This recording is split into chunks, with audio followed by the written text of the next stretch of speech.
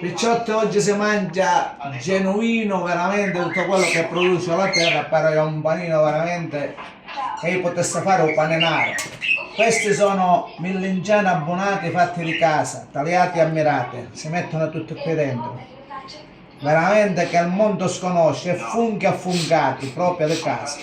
Dopo ci mettiamo i peperoncini, veramente che il mondo sconosce. Tagliate che belli peperoncini fatti sempre di casa di mia moglie. E dopo ci mettiamo queste melanzane affocate che sono consate veramente sempre di casa di mia moglie.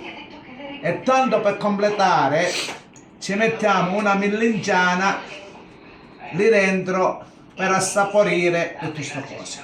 Tutto il fatto che vedete si va a piastrare e si mangia un panino veramente che il mondo veramente sconosce, una ottima digeribilità, con affetto, con piacere. Vi auguro a tutti un buon pranzo da Zanzara Lavoro.